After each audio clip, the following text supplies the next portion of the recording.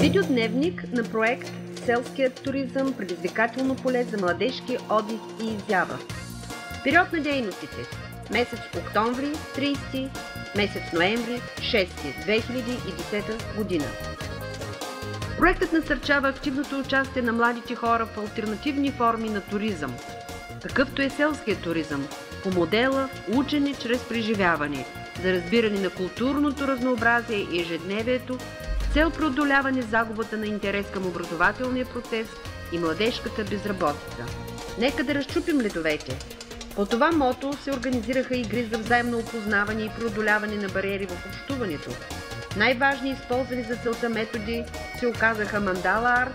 Тя бе разтълкувана със значението на цветовете и формите, като се проличаха много от личностните качества на участниците. В следобедните часове участниците се разведаха из селото и се организира екопоход в природната забележителност в чудните скали.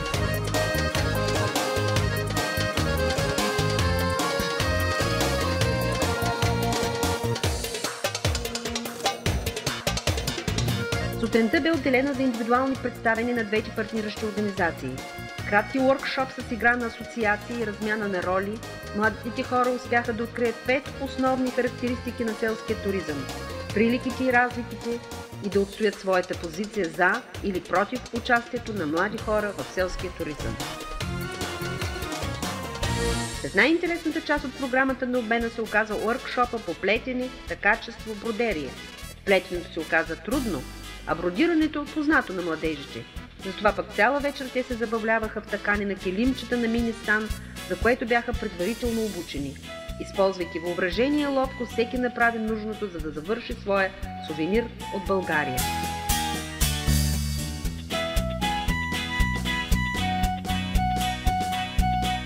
Игрите на баба и дядо.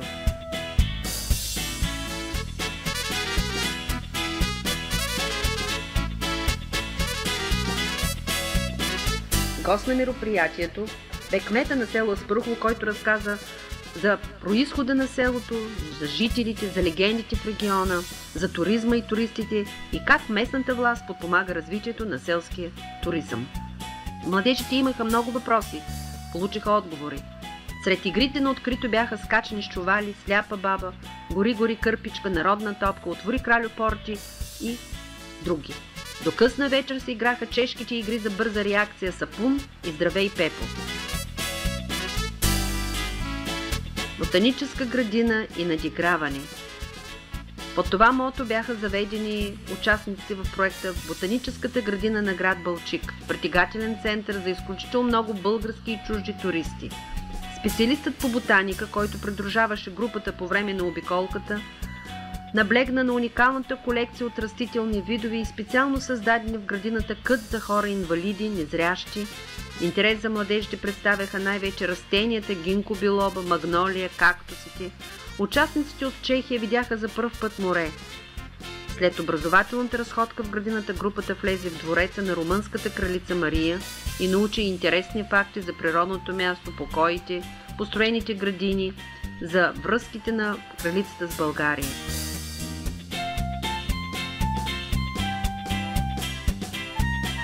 В края на гостуването се проведе уъркшоп учене чрез правене по градинарство, в резултат на което се посадиха цветя, които на пролет ще бъдат изложени на видно за туристите място. Вечерта младежите бяха настанени в друг туристически комплекс в село Чернево.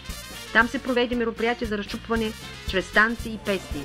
Интересни за младите момичета от Чехия бяха носиите. Всички заедно разучиха да пеят назад моме Калино и Мари момиченце. И пак при тебе ке дойдам,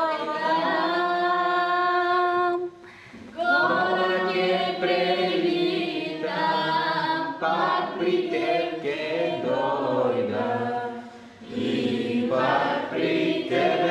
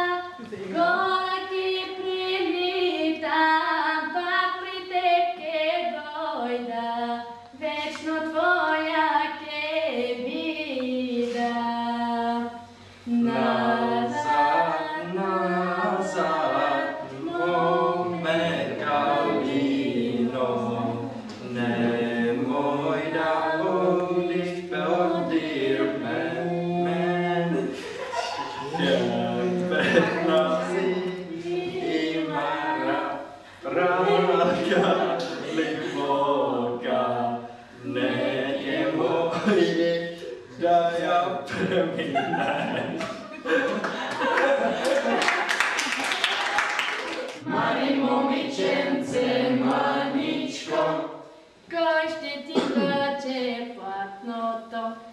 Кой ще ти тъче платното? Четай, четай, че пак тъй. Четай, четай, че пак тъй. Мама ще ми тъче платното. Мама ще ми тъче платното. Аз ще си тропам хорото. Аз ще си тропам хорото. Мама ще ми тъче платното. Мама ще ми тъче платното.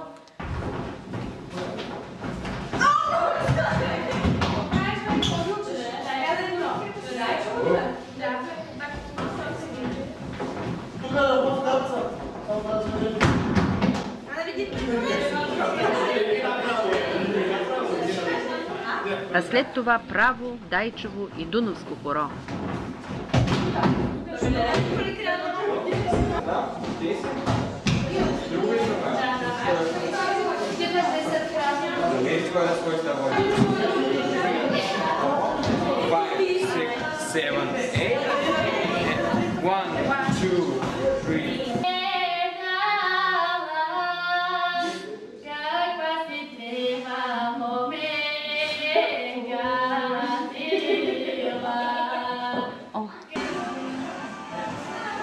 Чехите показаха как се танцуват традиционните за техния фолклор танци, като полка. Надиграването завърши с аплодисменти и много награди. Шести ден. Тренинг менажерия родна стряха старите майстори. И се отпътува за село Габърница.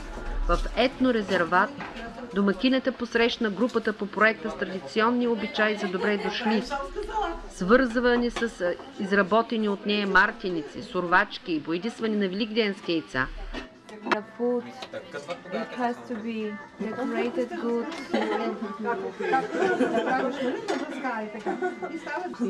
Тя направи крайно неправилно.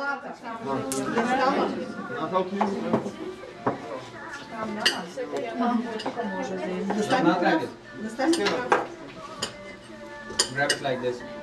Каквото слънце.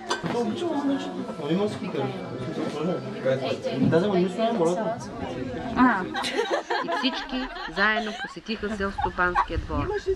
Младежите взеха участие в бране, копане, почистване. Това каква глава е? 14. Женския. Къде сте го погребали? Не сме го погребали.